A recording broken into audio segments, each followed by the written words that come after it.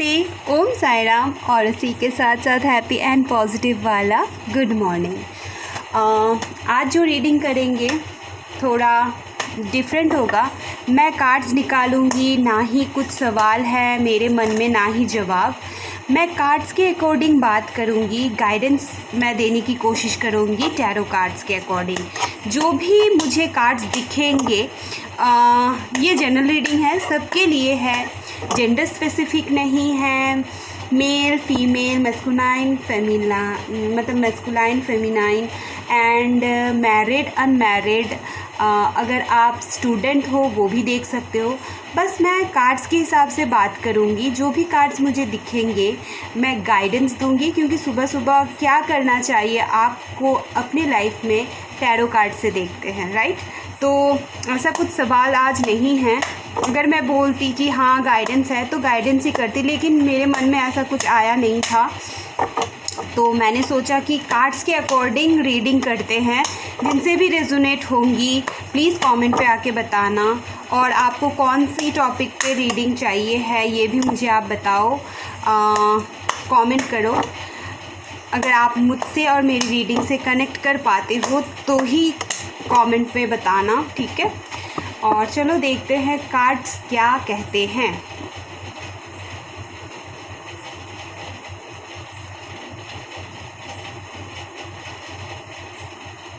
अच्छा, ये आ ही रहा था यहाँ पे।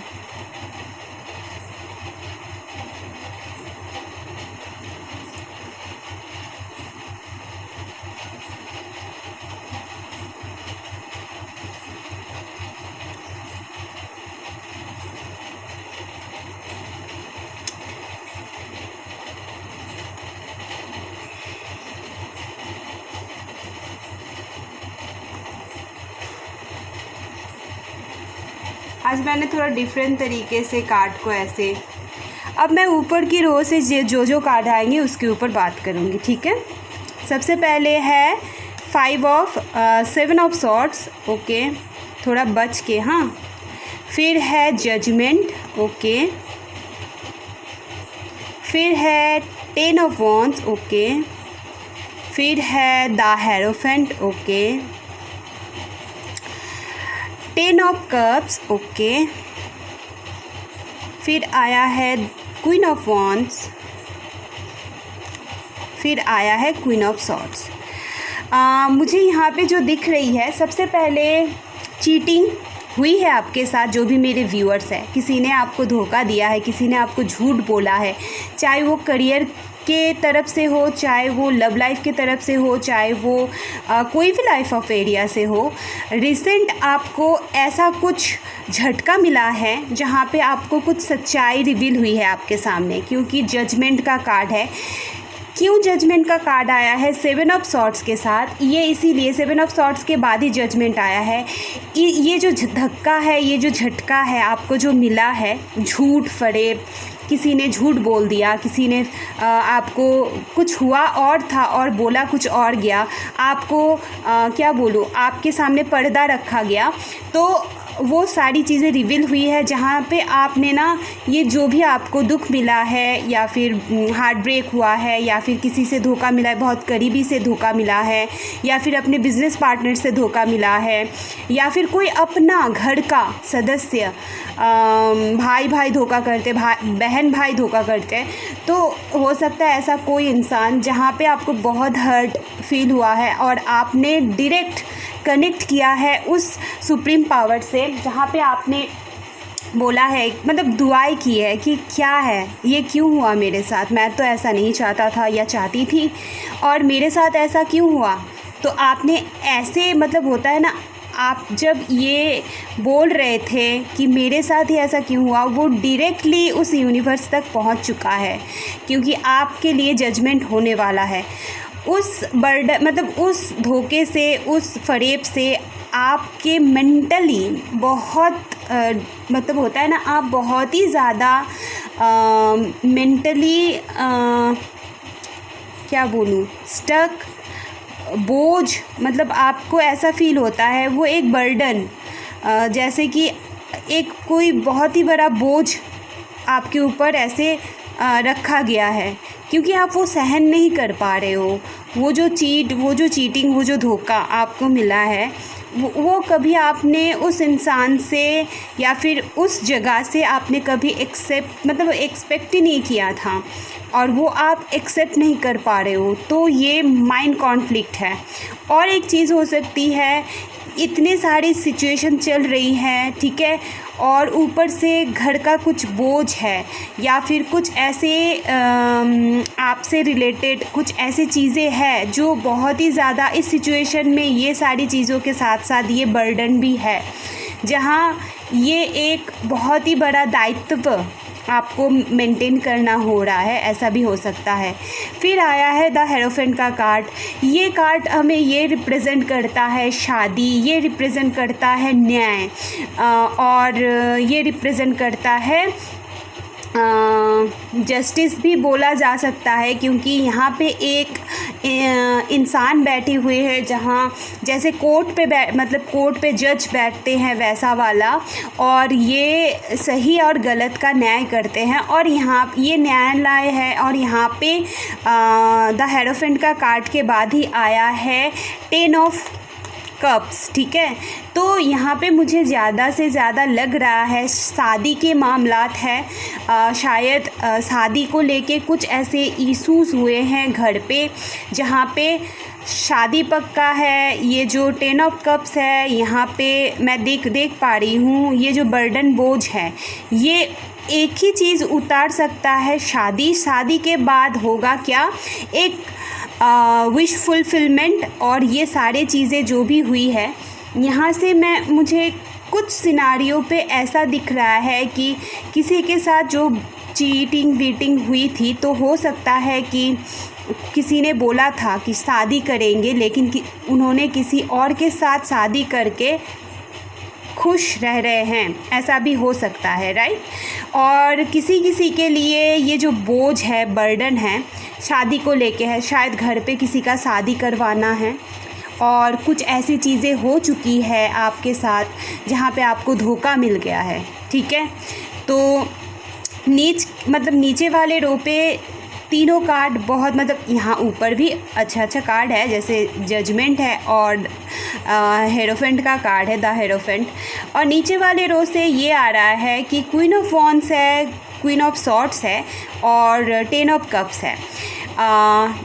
अगर अलग एक सिनारियो यहाँ पे जो बन रहा है, अगर आप ये बर्डन बोझ हटा के शादी के बंधन में बनते हो, तो आपको एक स्टेबिलिटी, एक क्लियरिटी, एंड आपका जो फैमिली लाइफ है बहुत अच्छे से जाने वाली है या जाने वाला है।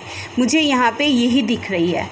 तो आज की अगर क्लियरिटी लाते हैं, द हेरोफेंट का कार्ड क्यों है, नीचे से कार्ड लेंगे, ठीक है। द हेरोफेंट का कार्ड, फिर से धोखा, फिर से cheating, 10 of swords, okay. 10 of wands क्यों है, द मून, इमोशंस। यहाँ पे किसी ने मैं बताऊँ क्या हुआ है, यहाँ पे किसी ने बोला था कि मैं आपसे शादी करूँगी, राइट। और उन्होंने क्या किया, आपसे शादी नहीं करके किसी और के साथ शादी करके आपको धोखा देके, आपको इमोशनली ब्रोक डाउन करके किसी और के साथ शादी करके खुश है।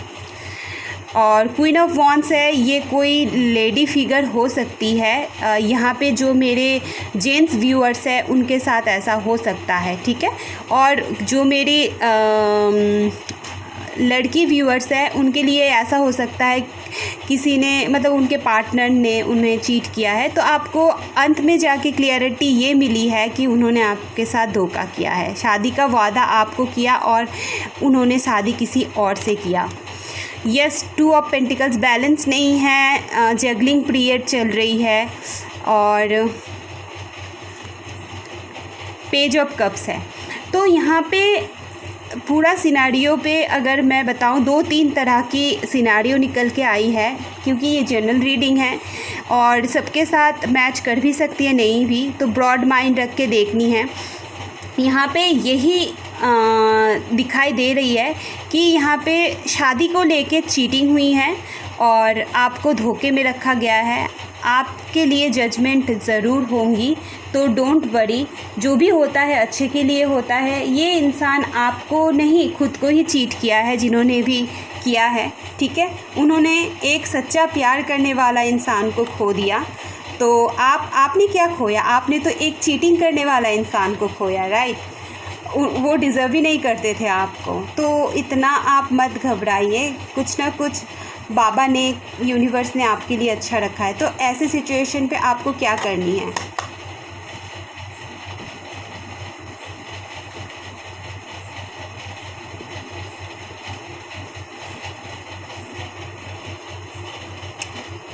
वाओ, सबसे पहला कार्ड मैंने ऐसे रखा तो वो कर क्या गया, फॉरगिव्स। आपको फॉरगिवनेस मतलब आपको ना सबसे पहले खुद को माफ़ करनी है, क्योंकि ये जो चीटिंग वीटिंग हुई है ना कहीं इसमें आप भी मतलब कुछ ना कुछ आपका भी वो है। क्योंकि देखो आपको शायद कहीं ना कहीं पता था ये इंसान कैसा है। मुझे कार्ड्स के अकॉर्डिंग जो लग रहा है आपको पता था। इन्होंने ये पहली बार नहीं किया है, आपको इससे पहले भी शायद चीट किया था, आप नहीं संभले। तो मुझे लगता है इस जगह पे स्टक रहने से, रोने धोने से कोई लाभ नहीं है। मुझे लगता है आप एक काम करें, खुद को पहले माफ़ करें और उनको भी जिन्होंने आपके साथ इतना गलत किया है। क्यों मैं बोल रही हूँ? क्योंकि आपको शांति से, सुकून से लाइफ में आगे बढ़नी है, राइट। परफेक्ट टाइमिंग, आप तो फ़िक्र ही मत करो। जिन्होंने आपके साथ गलत किया है वो टाइमिंग ज़रूर आएगा। और परफेक्ट टाइमिंग मतलब आपके लिए भी बहुत अच्छा टाइम आने वाला है। परफेक्ट टाइमिंग का मतलब होता है कि वो भगवान का टाइम होता है, ठीक है। तो आप बेफ़िक्र रहो, वेट करो। आपको बोला जा रहा है डिवाइन कि आपको वेट करना है, ठीक है। तो ये थी आज की रीडिंग। सुबह अगर कुछ भी रेजोनेट हुई है आपके साथ जो भी सिनारियो था, तो ज़रूर लाइक करना वीडियो को। और अगर आप मुझसे कनेक्ट कर पाते हो तो ज़रूर चैनल को सब्सक्राइब करें। खुश रहना है, पॉजिटिव रहना है। Thank you so much.